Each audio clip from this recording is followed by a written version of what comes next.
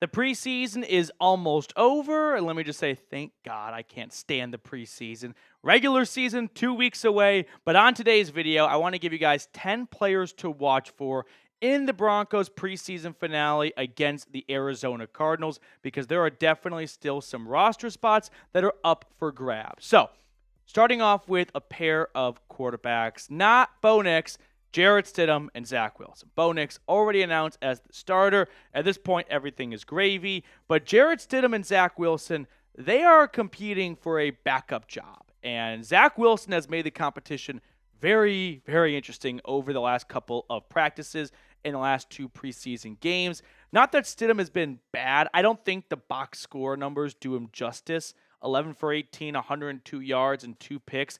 He's had the fewest amount of snaps of the 3 quarterbacks, I will say. And one of those 2 interceptions was completely not his fault. That was on Samaje Perine. But still, Zach Wilson has looked really good over the last 10, 14 days or so. And the Broncos traded for Wilson. I think they've got something committed to him. And there's going to either be a battle for the backup job. Well, let me start over by saying they're either going to take 3 quarterbacks, or if they get so comfortable with just one of these final 2, they'll roll with 2 QBs. My gut tells me they're going to keep all 3 quarterbacks. I don't think they traded for Zach Wilson just to cut him a few weeks later, months later. And I don't think they want to give up on Jarrett Stidham as a backup. They gave him a nice 2-year, $10 million contract. I think Sean Payton likes having all 3 quarterbacks, especially with a rookie. It's going to be super helpful to have the other 2 experienced veteran backups get Bo Nix ready every single Sunday. So keep an eye on this. It's going to be a fun battle for the backup job, but I think all 3 are still going to make the roster. Moving on, it looks similar to last week's players to watch video, because we still got to watch for the starting center gig. No, Bo Nix is the starting quarterback, but his starting center, that's kind of up in the air in the moment. So Luke Wattenberg, Alex Forsyth, and Sam Mustipher have all been battling for that starting center job. Luke Wattenberg kind of opened up the training camp as the team's #1 center. He has fight it off, whatever the word is, Forsyth and Mustipher to this point. You can look at their snaps and PFF overall grades, and I'd say so far Wattenberg has looked the best of the 3, but no one has really blown me away. But it definitely looks like the wind is blowing towards the former 5th-round pick out of Washington.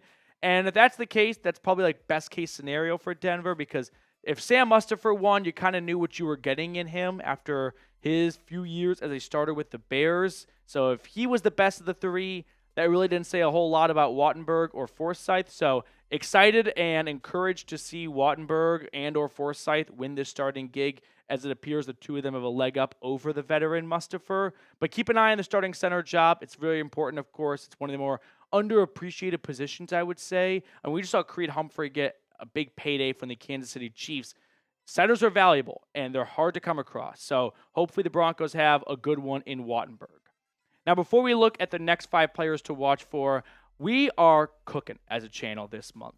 We have 1,049 subscribers, and we're only 2/3 of the way through the month of August, compared to last August, where we picked up 675 subscribers. I would love to double up what we did last year, so help us continue to grow. I invite you to subscribe down below for absolutely nothing, completely free. Let's lump the next 2 together, a pair of running backs in Samaje Perine and UDFA Blake Watson. The Broncos have a very proud history of UDFAs making the 53-man roster. They've had one do it 22 out of the last 23 years. I could have the numbers wrong, but it's been an insane run and really good talent evaluators coming out of the front office. But Perine right now, I think, is on the outside looking in for a roster spot. He has not been very sharp so far in the preseason. Williams has looked legit. Jaleel McLaughlin's going to be in for a bigger role this season. Rookie Audric Estime has impressed me so far. So there's 3 running backs right there that I'd say are locks to make the roster. The Broncos could take 4 running backs, and if that's the case, it's likely going to be between UDFA Watson and Samaje Perine. And this one very well easily could come down to pass protection. That doesn't really ever seem to be an important piece of evaluation when talking about running backs, but they're not just runners. They're on the field for passing plays too, and they have an important role in those passing plays. Don't let your quarterback get killed. And Blocking never pops up in the box score. You don't measure running backs in fantasy based on their blocking abilities, but coaches surely do appreciate running backs who can block. And Samaje Perine, as an experienced player, he's pretty cerebral when it comes to picking up blitzes and reading defenses and getting himself in a good position to protect his quarterback. So that could be something that gets him on the roster, but Blake Watson has looked very explosive so far as a rusher. So keep an eye on these two RBs. I think one of them is going to get a roster spot, and I think it's going to go towards Watson. Next two guys here, wide receiver Marvin Mims and then defensive tackle Ioma Wazurike. Let's start with Marvin Mims and then we'll get to Wazurike. I've been disappointed so far from Mims through 2 preseason games. He's the backup to Tim Patrick in the slot. Tim Patrick moved positions. I know you don't think wide receivers can, move positions, but there are very different wide receiver roles. You have your X, your Y, your Z, like stuff like that. And Tim Patrick has moved into a slot role after missing the last 2 seasons due to an Achilles and ACL injury, and he has dominated so far in that role. I was expecting a little bit more from Marvin Mims, former second-round pick I thought would be the number 2 receiver on this team. It's shaping up for him to be the number 4 receiver on this team, behind Sutton, Patrick, and Reynolds. So hopefully we just get some highlights from Marvin Mims, and he's not just a special teamer this season. And then the other guy I mentioned, Ioma Wazurike, 2022 4th-round draft pick. He was suspended all of 2023 after violating the league's gambling policy.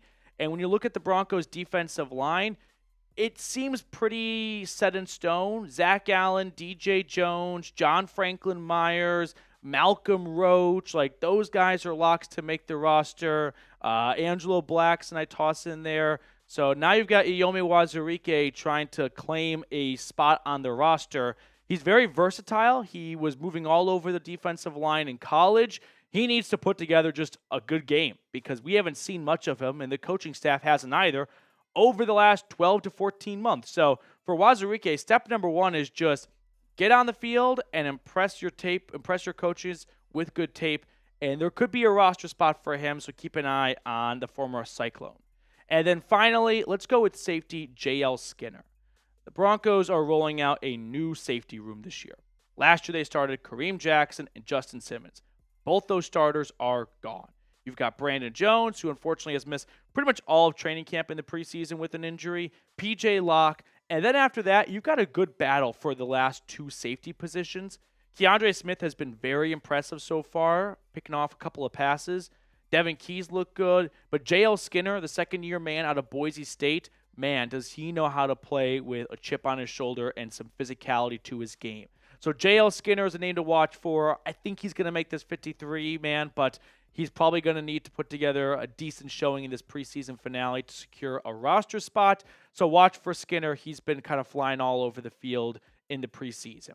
All right, before we let you guys get on out of here, preseason football is really only good for one thing: random players. Guys that were on the team briefly, but we quickly put them in the back of our heads until their names pop up a little bit later when naming off random players, 11 a.m. or 11 p.m. at a bar. So let me know what random Broncos player you are thinking of right now. Get in the comment section. I'm talking random, like Jerry Rice random. That's a fun Wikipedia to go look at. So let me know who your random Broncos player is to wrap up the video.